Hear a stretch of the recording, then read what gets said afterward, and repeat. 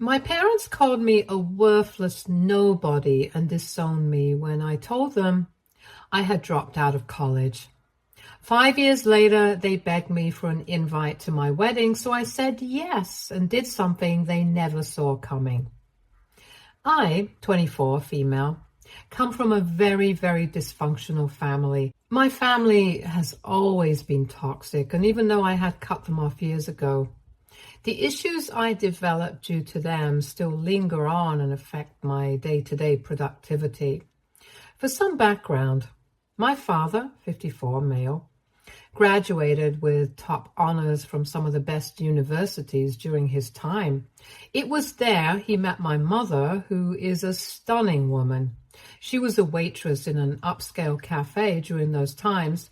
They hit it off and got married. It was the classic case of a high-earning man marrying a quintessential beauty. Unfortunately, his paycheck and her looks did not guarantee compatibility.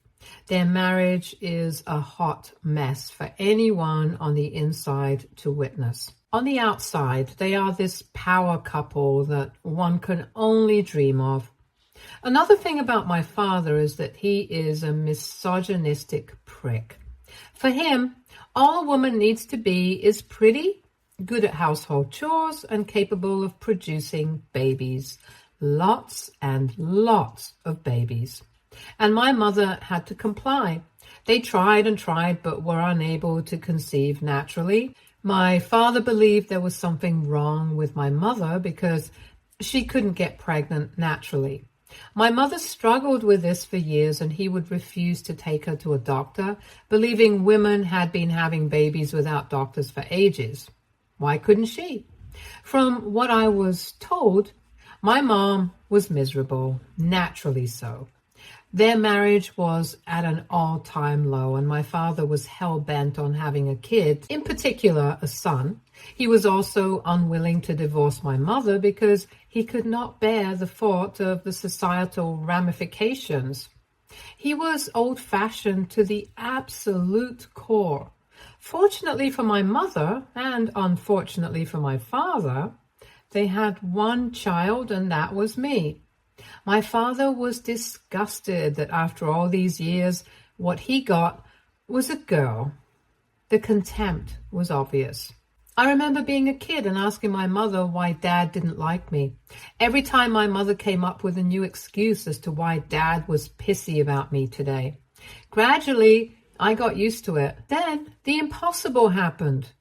He started talking to me, engaging with me, trying to be my best friend. It was weird, and I was scared of him at first, but then I started loving the attention. I was the center of his world, and I loved every minute of it. But this wasn't because he had a sudden change of heart or wanted to be a good father and mend his ways. It took me a long time to realize this. He didn't get close to me for me because I was his daughter. He did it because I was smart. I got good grades in school and I was bright. I used to understand quickly and draw connections. Most of my relatives and teachers kept saying I was a bright kid, that I was gifted. This was what he had always wanted, a smart and gifted son. But he got a smart and gifted daughter. Suddenly, I was the apple of his eye and nothing else mattered except me. And I had to work very hard and do great things in life. That was the cost of his love. I didn't know that at the beginning, but I gradually came to understand it. Whenever I did well in school, I was rewarded. Not just materially, but he made sure to take time off from work and spend it with me. Whenever I didn't do as well, he would work extra hours, not come home on time, and not talk to me for days on end. I felt like the only way I could get my father to love me was by being a high achiever. It was psychologically and mentally abusive for me. But that was just how I was brought up, and there was nothing I could do to change it. My mother didn't intervene at all. She kept on watching from the sidelines, knowing full well how much all this impacted me. She didn't have the spine to help me out or take a stand. I was all alone. This went on for a very long time, and my father had great dreams for me, and by extension, the family and his reputation. He knew what my future looked like. He had decided everything for me, and I was expected to follow it to the T. When I was 12, he sat me down and told me it was his greatest wish to see me become a lawyer and then a senator. If I was a good daughter, I would do everything in my power to make his dream a reality.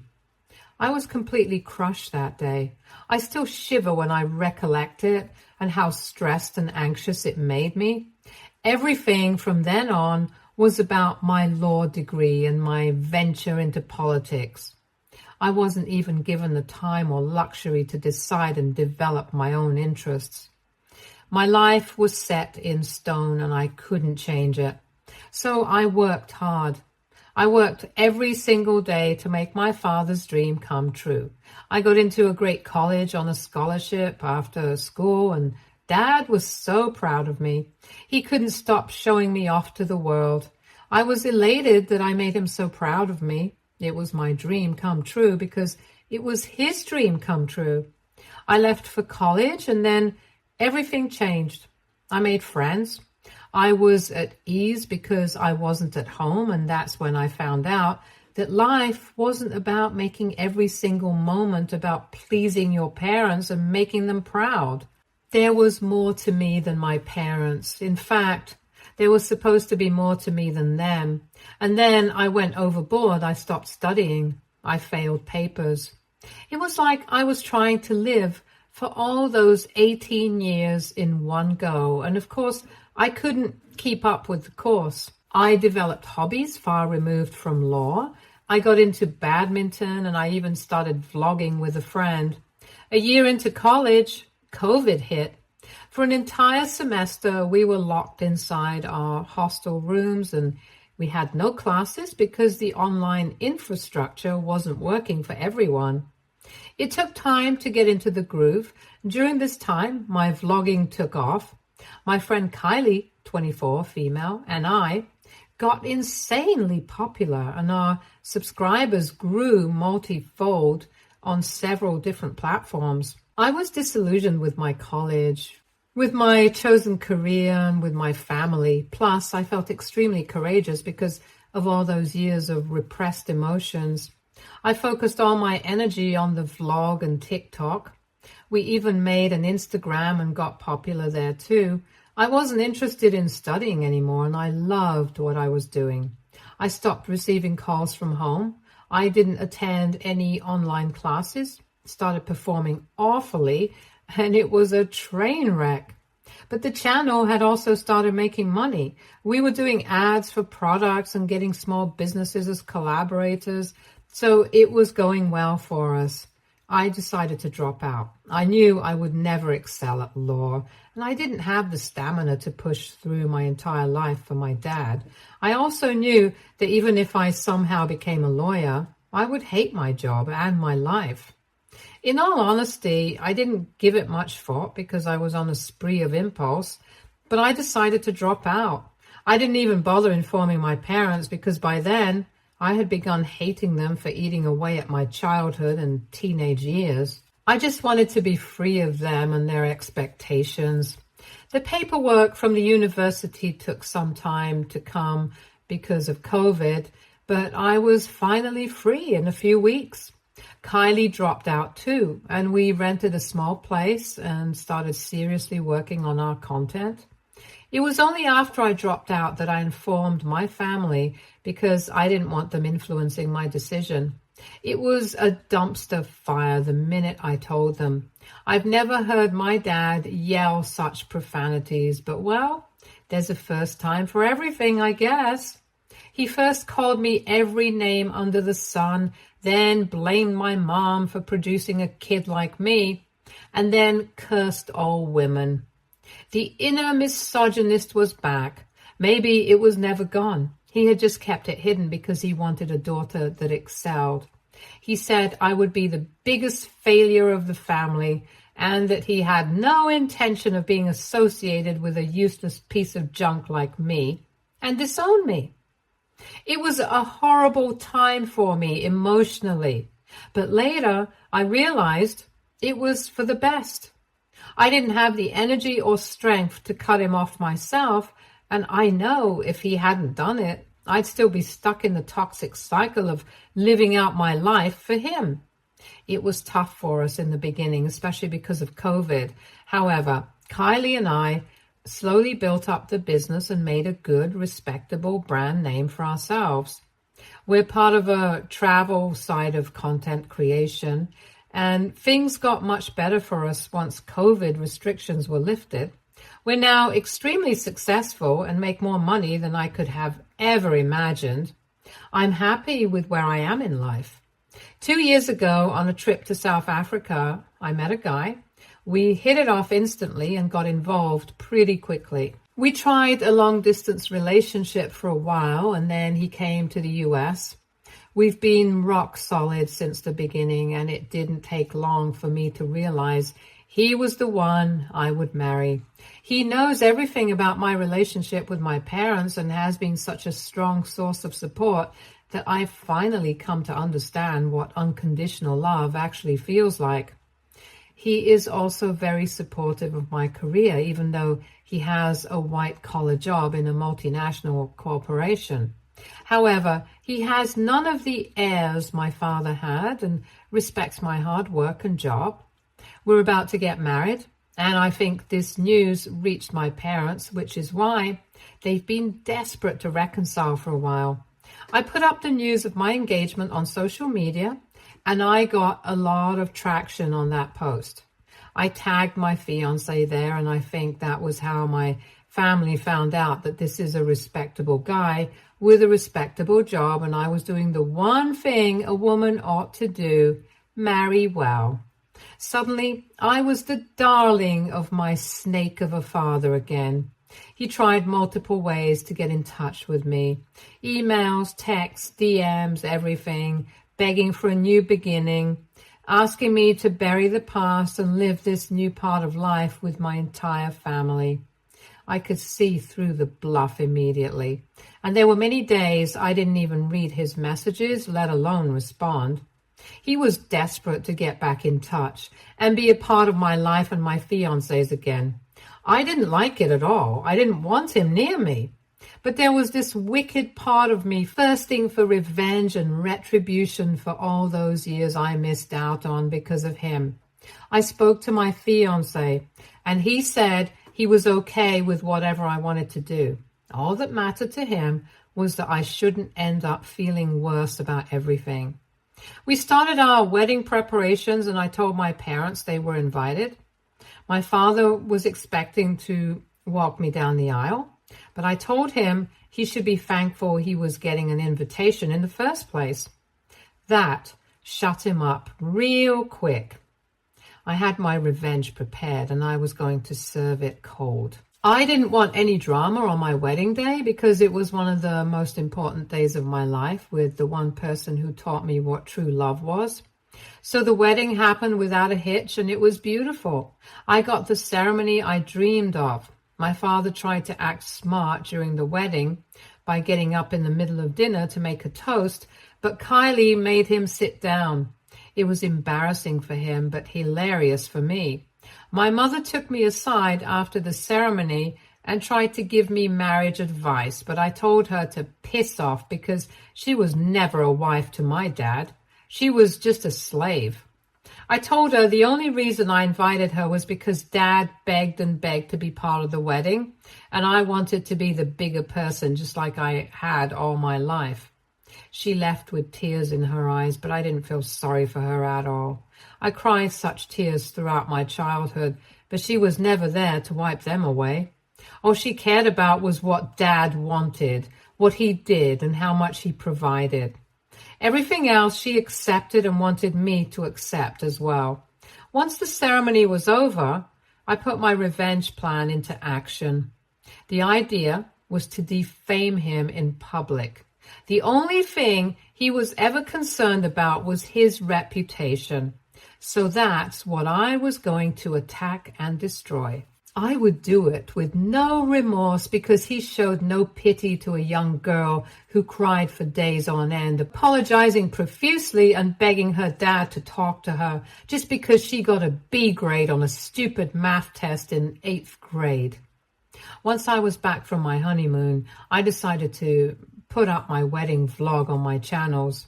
In the months leading up to the wedding, I had shared the entire planning process there, so the wedding video had to go up too. It was here that I played my cards. I started the video by saying this was the best day of my life and that I was so happy to share it with the one person who taught me what love is. With this, I shared my entire life story with my viewers. I talked about the psychological abuse I faced at the hands of my father. I talked about how my mother never uttered a word and just watched me get punished repeatedly. It was a long and heartfelt section of the video, and I cried multiple times while shooting it. I then said this was why the bond I have with my husband is the most beautiful thing in the world to me, and that I would never have been able to feel true love and support had it not been for him and Kylie. I put the video on social media and went to sleep. Turned out to be one of my highest watched videos. The engagement on it was crazy, and everyone was calling out my parents for the shoddy job they'd done in the comments. It was cathartic to read those comments. I felt seen and validated. It was an emotional time for me, and seeing all those people come out to support me, to lighten my burden and share my story, made me feel I wasn't alone. The ramifications for my father were severe. He saw the video himself and called me, but I didn't answer. Then another call, and then a third one. He had gone berserk. He wanted to do damage control as soon as possible, but I wasn't interested. He sent me texts and emails asking me to call him ASAP, telling me to remove the video, but I didn't. I even made sure to personally send the link to every family member who couldn't attend the wedding, just to let them know what mom and dad had been doing all this time. The meltdown was crazy. I didn't respond to his emails, but I engaged with my commenters regularly. That's when the real drama started. I guess my father got his friends to comment on my channel and report it. Suddenly, there was a barrage of comments about how children are always ungrateful and parents only want what's best for them. I knew it was my parents' doing. The boomer language and tone of the comments were direct giveaways as to who was behind this nonsense. I knew my work was done. I then deleted the video because it had done all the damage it could. I put up a post saying I had chosen to remove the video because of the negativity it was attracting. The negativity wasn't really affecting me, but I knew it had affected my parents, and that's what I wanted to achieve in the first place. I couldn't let them get away scot-free for what they had done to me. It might seem petty to you. It might have been better if I'd moved on and put everything in the past. What I did might have been unhealthy and toxic in its own way, but it was also deeply cathartic. It made me feel that I finally had a voice and that what I was screaming and yelling all my life wasn't in my head, but real and painful. If that makes me a bad person, so be it. I had the choice between being selfish and being the bigger person. I chose the former, and I'm not sorry for it. Update 1. My father tried getting in touch with my husband. Now, the thing about my fiancé is he's very supportive of whatever I wanted to do, but he would have preferred it didn't come to that.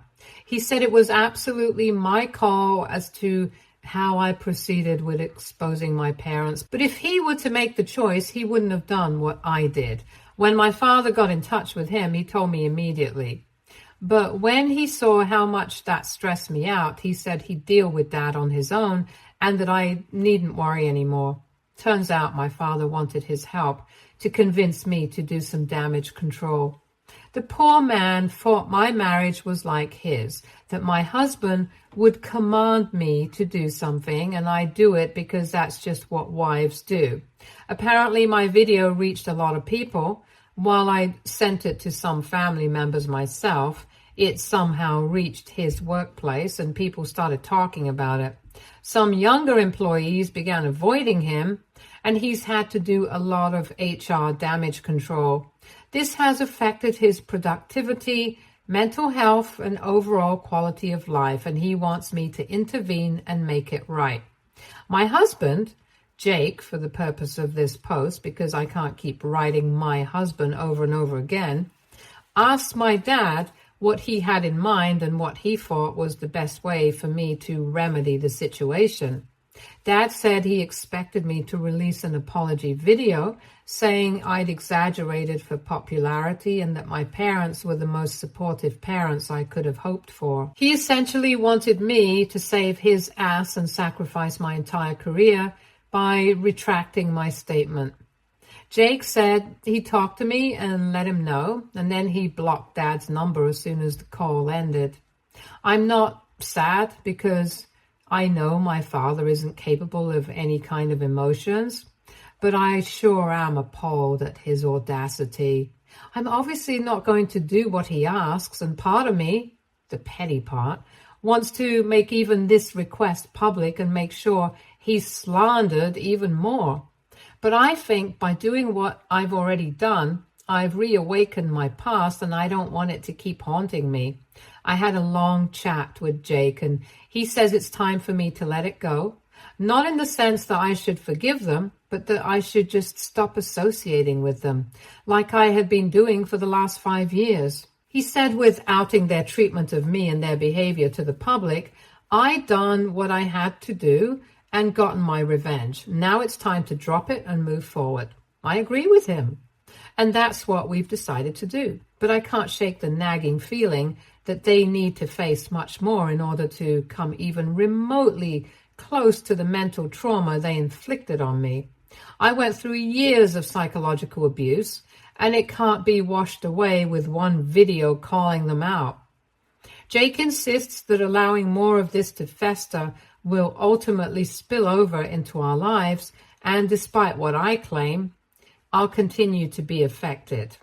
He says I need to let karma take its course and not meddle. He knows they'll have to face the consequences of what they've done, whether it be through me or someone else. I want to be the karma that bites them in the ass because I'm the one who had to tolerate it all.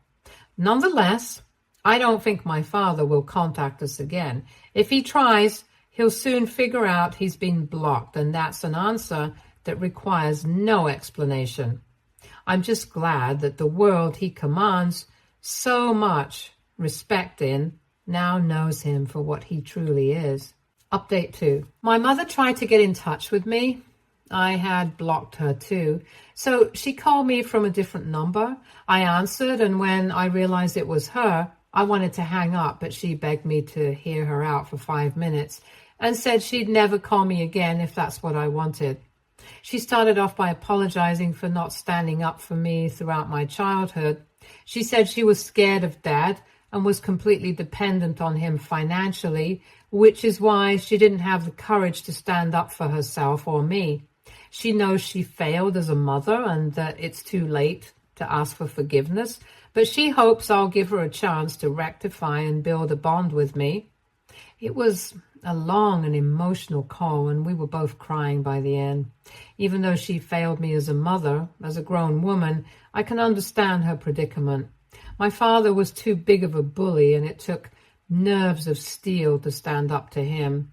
I told her I wasn't ready for a relationship now, and that I didn't feel comfortable diving into a mother-daughter relationship with her, but I was willing to give her a chance. I made it abundantly clear that it would take a lot for us to have a cordial relationship because despite the situation, she was the adult and it was her job to protect me. I never had that from her, and I'd never felt emotionally or psychologically safe around her, and that's bound to reflect now. She was okay with whatever I wanted and didn't make any demands. We've decided to stay in contact.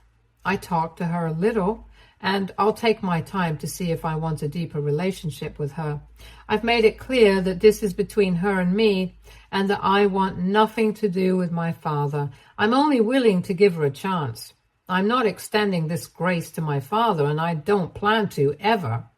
I've told her not to tell him we're talking, because all he'll do is pressure her into making me set his public image straight, and I'm not interested in that. For now, the secrecy is maintained, and I hope it stays that way. Jake has asked me to be cautious about her because she has a history of being flaky and easily influenced by others. Somehow, this time around, I have a good feeling about her, and I think this might be the start of a new relationship. I'm not jumping into this equation right away, but I sincerely hope it works out. I'd love it if we could mend things and move forward, at least cordially, because she was as much a victim of the circumstances as I was. Update 3. I should have listened to all the advice on Reddit. I was too optimistic about it all, even though most of you said my mother only came back at my father's behest. You were right, and she has completely betrayed my trust. We were in touch for about a month, which is when I felt comfortable enough to meet her.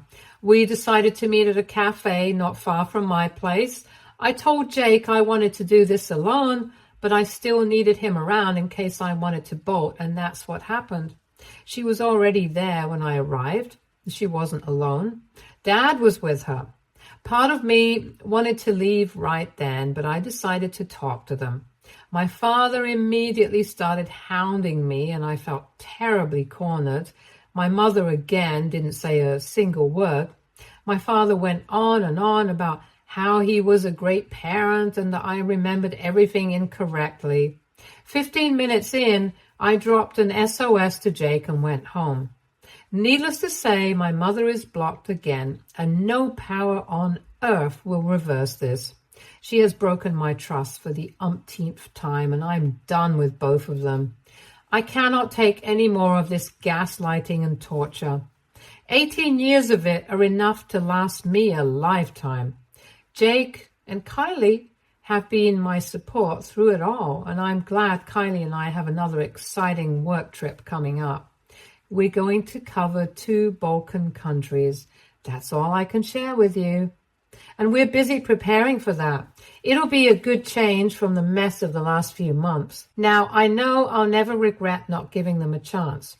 My parents have proven once again that they're not capable of being trusted, and there's no way I'll ever feel safe with them. That chapter of my life is over, and I've decided not to take their toxicity with me into the future. Thanks, Reddit, for all your advice and input. I should have listened, but well, it is what it is. Stay tuned for more stories from Argo Relationships.